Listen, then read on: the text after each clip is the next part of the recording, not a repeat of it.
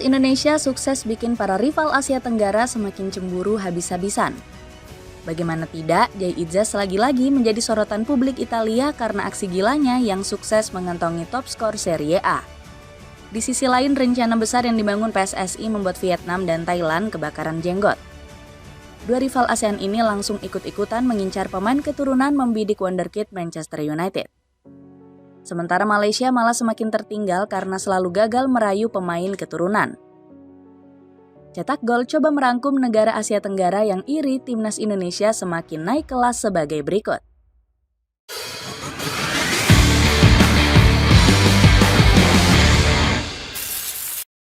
Jay Itzes satu-satunya pemain ASEAN kantongi Raja Gol Italia. Indonesia sukses membuat negara Asia Tenggara semakin iri dengan prestasi penggawa abroad. Kali ini Jay Itzes berhasil mengharumkan nama tanah air di kancah internasional. Bek utama Venezia ini kembali menunjukkan kualitas terbaiknya di laga kontra Atalanta. Itzes berhasil bikin lini serang Ladea frustrasi dengan mencatatkan 6 sapuan penting. Berkat performa gemilangnya, Fotmob gak segan-segan memberikan rating tinggi yakni 7. Lebih hebatnya lagi, Itzes mencatatkan rekor gemilang di Serie A. Ex-Go Ahead Eagles ini menjadi pemain Asia Tenggara pertama yang mampu mengantongi top skor Serie A. Seperti diketahui, Bang Jay sukses membuat Matteo Retegui mati kutu. Penyerang timnas Italia ini selalu dibuat repot dengan aksi-aksi tackle dari Itzes. Saking parahnya, Retegui hanya mendapat rating 6 dari Fotmob karena kurangnya kontribusi.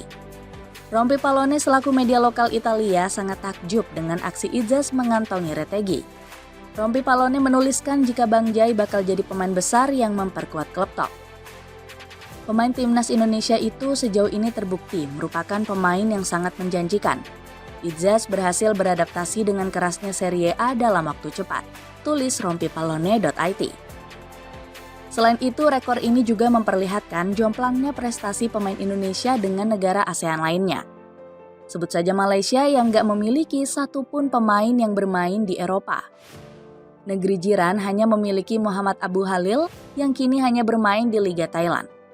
Selain itu, Ferdi Drive yang sering mereka banggakan juga kontraknya sudah habis bersama Rapid Vienna. Warga lokal iri perusahaan Vietnam sponsori Timnas Indonesia. Indonesia juga semakin naik kelas dengan datangnya sponsor baru. PSSI selaku federasi baru-baru ini berhasil menggait perusahaan otomotif listrik asal Vietnam yakni VinFast. Kabarnya VinFast memberikan suntikan dana investasi yang sangat besar. Pamsan selaku CEO mengungkapkan dukungan sponsor ini merupakan bentuk kecintaannya terhadap Indonesia. Kami terinspirasi oleh kecintaan mendalam masyarakat Indonesia terhadap sepak bola. Kami sangat antusias dalam menjalin kemitraan ini untuk mendukung tim nasional Indonesia, yang juga merupakan kolaborasi pertama kami dalam dunia sepak bola. Sontak saja kalimat ini mengundang reaksi negatif dari publik Vietnam itu sendiri. Mereka kesal karena VinFast lebih memilih menyuntikkan dana ke pihak asing ketimbang negaranya sendiri. Soha sampai-sampai syok dan kaget mendengar kabar tersebut. Kesepakatan VinFast merupakan langkah super dari federasi demi proyek ke Piala Dunia 2026. Tulis media asal Vietnam tersebut. Dengan hadirnya VinFast, kini total suntikan dana dari sponsor swasta mencapai 100 miliar rupiah. Alhamdulillah, sekarang dukungan swasta kian besar, sudah mencapai 70% total daripada supporting program. Dan alhamdulillah salah satunya hari ini VinFast, ucap Erick Thohir. Vietnam iri, diaspora Indonesia semakin berkelas. Kecemburuan publik Vietnam gak cuma dipicu oleh keterlibatan VinFast yang mensponsori timnas. Mereka juga iri dengan penggawa Garuda Nusantara yang semakin mendunia. Dalam sebulan terakhir, Indonesia telah kedatangan 6 pemain baru termasuk Emil Audero. PSSI sukses meyakinkan kiper 28 tahun itu meski sebelumnya sempat menolak. Selain itu, ada nama penyerang Oxford United, Ole Romeni yang baru saja mencetak gol perdananya di Championship. PSSI juga sukses mendatangkan bek kiri Go Ahead Eagles, Dean James. Gak cuma memboyong pemain muda, PSSI juga sukses memboyong pemain berpengalaman. Kehadiran Joy Pulpesi akan menjadi tandem yang ideal bagi Tom Haye. Tak ayal, naturalisasi masif yang dilakukan timnas Indonesia mendapat respon sinis dari media Vietnam. Soha menilai langkah PSSI bisa menjadi ancaman serius bagi para kompetitor di kawasan. Semakin kuatnya timnas Indonesia akan menjadi tantangan besar bagi rival-rivalnya di Asia Tenggara, termasuk Vietnam, tulis Soha. Kecemburuan media Vietnam tersebut bukan tanpa alasan. Pasalnya, kehadiran Emil Audero di skuad Garuda membuat timnas Indonesia punya kiper termahal kedua di Asia dengan nilai pasar 5 juta euro. Pengen sepatu hitam bergaya casual? Aero Street Brooklyn Natural bisa kamu dapatkan dengan harga 150 ribuan aja. Cek linknya di bawah ini. Malaysia berpotensi di prank naturalisasi bintang Belanda. Berbeda dengan Vietnam yang menaturalisasi pemain asing di liga lokal, Malaysia justru mengikuti langkah Indonesia. FAM disebut-sebut sudah sukses merayu Ferdi Dreif untuk bergabung. Sayangnya Federasi Sepak Bola Malaysia ini malah kena prank. Kemampuan Dreif yang awalnya dianggap striker tajam ternyata cuma penyerang mediocre dengan performa yang gak moncer. Catatan statistiknya pun jauh dari kata impresif. Bahkan Dreif hanya mampu mencetak 3 gol dari 27 pertandingan untuk SK Rapid Wien di musim 2022-23. Gak cuma itu, striker 27 tahun ini dikabarkan sudah nggak memiliki klub lagi setelah kontraknya selesai. Padahal FAM sempat berkoar-koar akan melakukan revolusi besar di era Tunku Ismail Idris.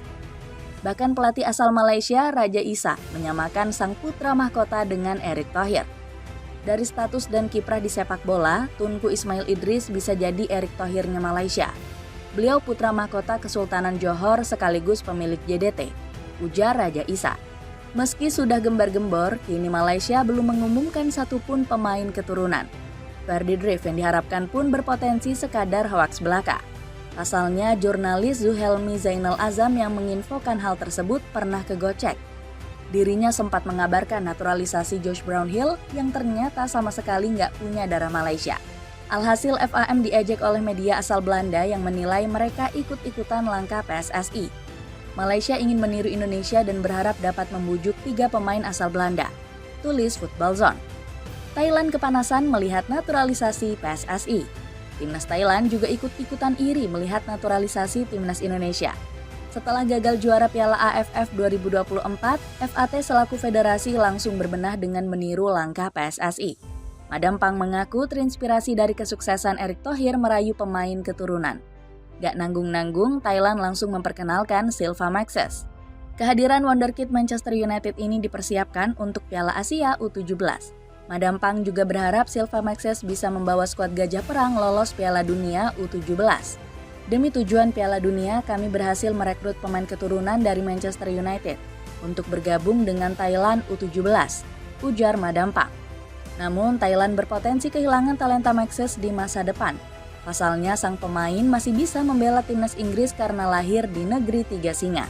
Sepatu sneakers casual dari Kenki ini kini turun harga dan diskon 11%. Dapatkan diskonnya dengan mengklik link di bawah ini.